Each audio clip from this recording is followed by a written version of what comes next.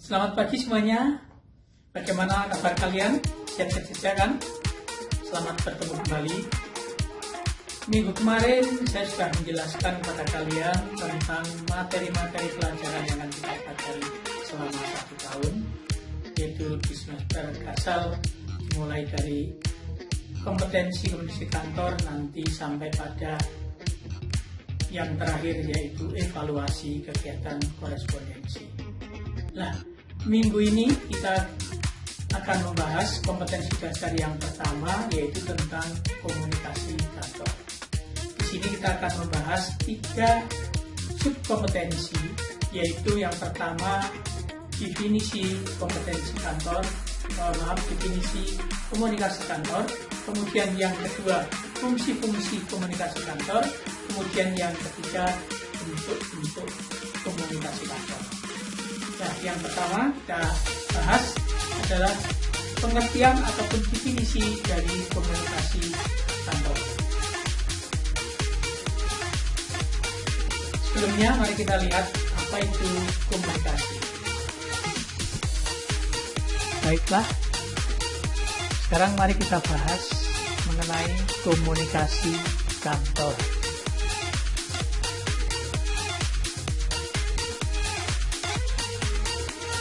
Kata komunikasi ini berasal dari bahasa Latin, yaitu communis, yang berarti sama. Kemudian menjadi kata communication atau communicare, yang mempunyai arti membuat sama. Seorang yang menyampaikan pesan atau sering disebut dengan komunikator itu akan menyampaikan pesan kepada seorang penerima pesan yang sering disebut dengan komunikan. Nah, komunikan ini akan memberikan respon atas pesan yang diterima. Inilah yang disebut dengan komunikasi. Jadi, komunikasi adalah suatu proses penyampaian pesan dari komunikator kepada komunikan dengan tujuan tertentu. Setelah itu, kita lihat apa yang dimaksud dengan kantor. Kantor berasal dari bahasa Belanda kantoor, atau juga dari bahasa Perancis comptoir, yang mempunyai arti sama, yaitu tempat yang digunakan untuk perniagaan atau perusahaan.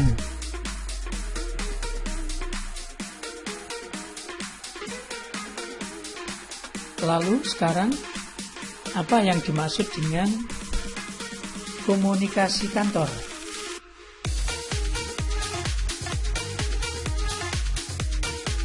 Komunikasi kantor itu adalah suatu proses penyampaian pesan dari satu pihak ke pihak lain yang berlangsung dalam suatu kantor atau dalam ruang lingkup perkantoran. Setelah kita mengetahui apa itu pengertian dari komunikasi kantor, maka selanjutnya mari kita pahami apa fungsi dari komunikasi kantor. Ada 4 fungsi komunikasi terhadap administrasi kantor. Yang pertama yaitu fungsi kontrol atau pengendalian. Ini adalah berfungsi untuk mengontrol karyawan dengan cara yang pertama, menanyakan ulang deskripsi pekerjaan yang harus dikerjakan oleh karyawan. Kemudian yang kedua, kepada siapa dia harus melaporkan kembali hasil pekerjaannya. Kemudian yang ketiga, untuk mengontrol perilaku karyawan jika bekerja terlalu lambat. Kemudian fungsi yang kedua yaitu fungsi motivasi.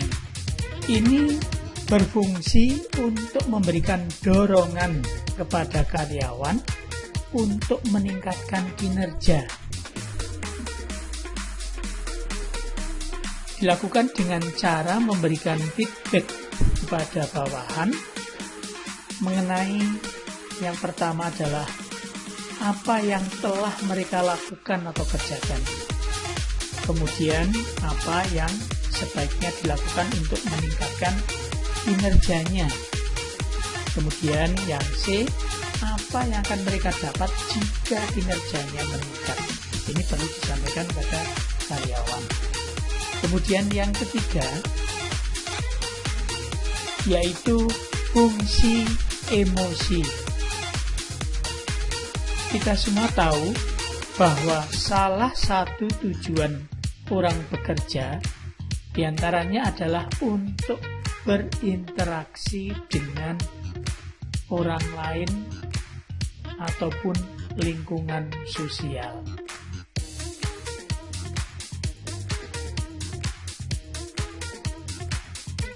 Kemudian masing-masing anggota atau karyawan ini dapat menyampaikan emosinya. Ada dua macam emosi yang bisa diungkapkan. Yang pertama, emosi positif. Ini yang dapat membangun kemajuan organisasi atau perusahaan. Kemudian yang kedua, itu emosi negatif. Emosi ini yang menghambat kemajuan organisasi atau perusahaan. Kemudian yang keempat, yaitu fungsi informasi.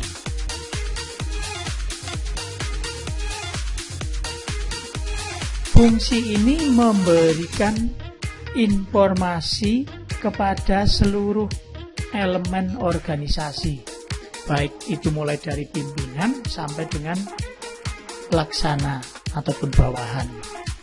Nah, fungsi ini akan memperlancar pengambilan keputusan baik oleh pihak manajemen maupun oleh para pelaksana, mulai dari pimpinan tertinggi sampai karyawan di bawah. Ini akan mudah dalam mengambil keputusan.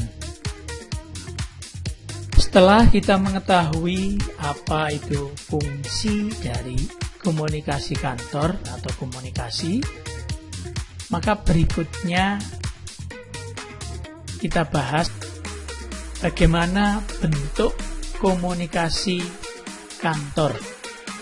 Nah, yang pertama, bentuk dasar komunikasi. Bentuk dasar komunikasi yang pertama adalah komunikasi verbal. Komunikasi verbal adalah komunikasi yang disampaikan kepada komunikan dengan cara tertulis atau lisan, yaitu menggunakan kata-kata atau kalimat dengan menggunakan bahasa resmi. Jadi yang pertama bisa berbentuk surat, ya. Ini salah satu bentuk komunikasi tertulis. Kemudian yang kedua adalah dengan kata-kata atau kalimat atau percakapan. Ini adalah bentuk dari komunikasi lisan. Yang kedua, komunikasi non-verbal. Ini adalah merupakan penyampaian pesan tanpa kata-kata atau kalimat, tetapi menggunakan bahasa isyarat seperti pada tunarungu, kemudian ekspresi wajah, gerakan tubuh dengan menggunakan sandi, simbol-simbol, menggunakan simbol warna atau intonasi suara. Nah, kalau Anda melihat gerakan tangan yang biasa digunakan oleh para tunarungu, ini adalah salah satu bahasa isyarat atau bentuk komunikasi non-verbal. Di berita itu juga ada penerjemah yang menggunakan bahasa isyarat. Kemudian yang kedua, ekspresi wajah. Anda menyampaikan rasa kecewa atau mungkin senang, tidak usah mengatakan saya senang, saya sedih, tetapi dengan ekspresi wajah itu Anda sudah mengkomunikasikan sesuatu. Lah, ini adalah juga bentuk dari komunikasi non-verbal. Kemudian yang berikutnya yaitu dengan gerakan tubuh. Anda mengatakan tidak tahu, tidak usah mengatakan tidak tahu, tapi dengan mengangkat kedua tangan atau mungkin dengan geleng-geleng kepala dan lain sebagainya. Banyak sekali gerakan tubuh yang digunakan. Kemudian yang berikutnya adalah dalam bentuk sandi. Salah satu contoh yang populer bagi Anda ini adalah dalam pramuka, ada namanya sandi rumput. Tidak berupa tulisan, tidak berupa kata-kata, tapi berupa coretan-coretan yang mempunyai arti. Kemudian yang berikutnya adalah berbentuk simbol. Anda lihat contohnya dalam packing barang. Ada gambar gelas yang artinya barang mudah pecah dan lain sebagainya. Kemudian yang berikutnya adalah warna. Kalau Anda lihat lampu lalu lintas, maka Anda bisa memahami warna merah artinya apa, warna kuning artinya apa, dan warna hijau artinya apa. Berikutnya adalah lambang suara. Misalkan Anda mendengar shh, itu Anda sudah tahu maksudnya, yaitu disuruh diam. Setelah kita mengetahui bentuk dasar dari komunikasi, maka berikutnya kita bahas yang kedua, yaitu bentuk-bentuk komunikasi. Bentuk-bentuk komunikasi yang pertama adalah komunikasi personal. Ini adalah komunikasi antara seorang atau individu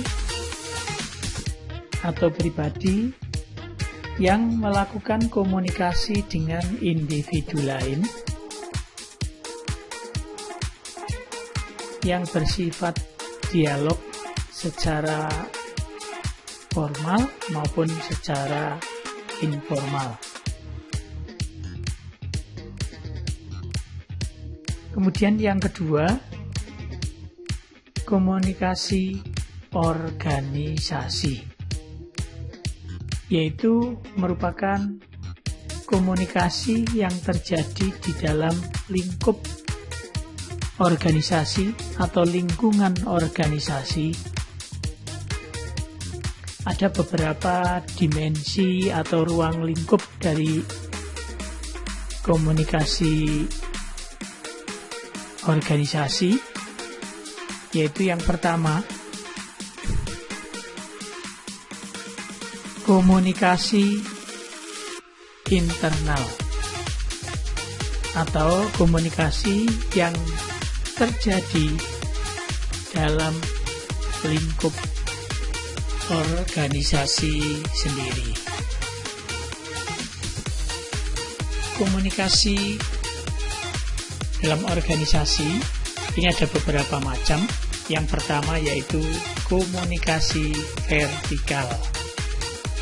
Komunikasi vertikal ini merupakan komunikasi dari pimpinan kepada bawahan ataupun dari bawahan kepada pimpinan yang merupakan timbal balik.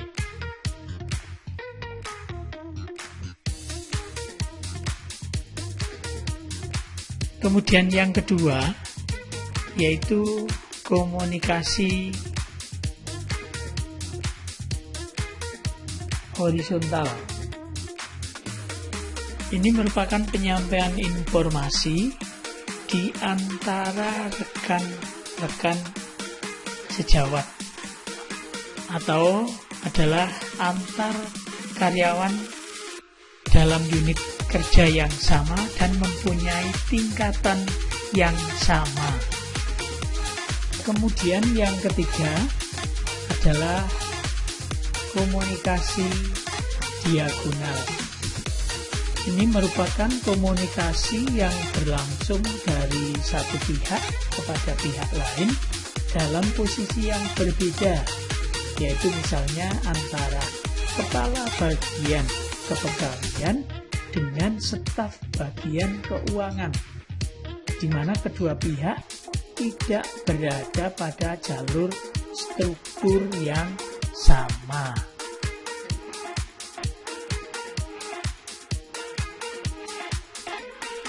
Komunikasi organisasi yang kedua yaitu komunikasi eksternal.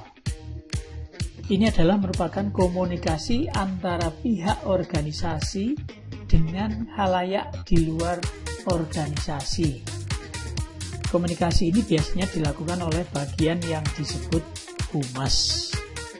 Informasi yang disampaikan biasanya berupa program kerja dari organisasi.